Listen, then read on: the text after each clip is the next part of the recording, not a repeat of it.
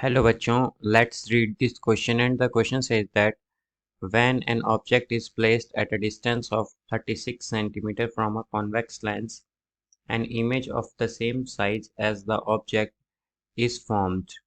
What will be the nature of image formed when the object is placed at a distance of part A 10 centimeter from the lens, part B 20 centimeter from the lens। तो आइए बच्चों अब इस question को हम solve कर लेते हैं यहाँ पर।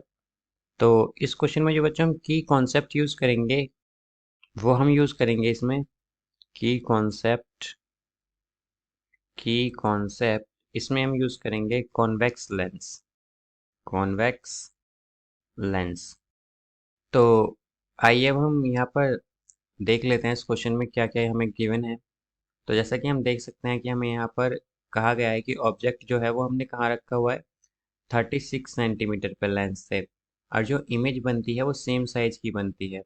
तो बच्चों हम जानते हैं कि इमेज तभी सेम साइज की बनती है जब हम ऑब्जेक्ट को 2f पर रखते हैं, मींस रेडियस ऑफ कर्वेचर पर रखते हैं। तो ऑब्जेक्ट का डिस्टेंस क्या हो गया हमारा यहाँ पर 2f हो गया, बिकॉज 2f पर जब हम ऑब्जेक्ट रखते हैं तो जो इमेज बनती है हमारी वो सेम साइज की बनती है और वो रियल और इन्वर्टेड होती है।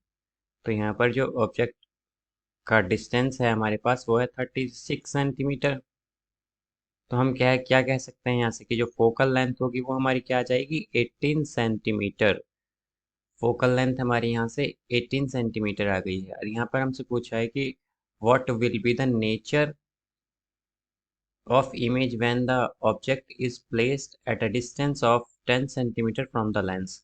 अब हमसे कहा गया है कि पार्ट ए में अगर हम ऑब्जेक्ट को 10 सेंटीमीटर पे रखते हैं लेंस के, तो जो हमारी इमेज है उस पर क्या इम्पैक्ट होगा।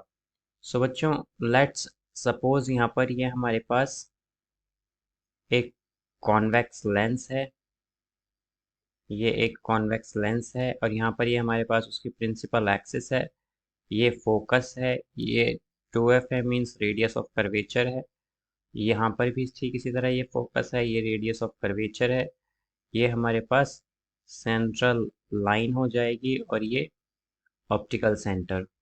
अब हम जैसा कि हमने यहाँ पर देखा कि जो हमारा फोकस है वो 18 सेंटीमीटर पर है और हमसे कहा गया है कि हम एक ऑब्जेक्ट को 10 सेंटीमीटर पर रख रहे हैं। तो इसका क्या मतलब हुआ कि जो ऑब्जेक्ट है वो between focus and optical centre है। और जब भी हम ऑब्जेक्ट को between focus and optical centre के रखते हैं तो हम जानते हैं कि अगर हम यहाँ पर ऑब्जेक्ट रखेंगे तो क्या होगा, एक रे कुछ इस तरह से पैरेलल जाएगी और वो फोकस से पास करेगी यहाँ पर, और एक दूसरी रे वो ऑप्टिकल सेंटर से पास करेगी कुछ इस तरह से, और हमारे पास यहाँ पर कुछ इस तरह से एक वर्चुअल इमेज बन जाएगी।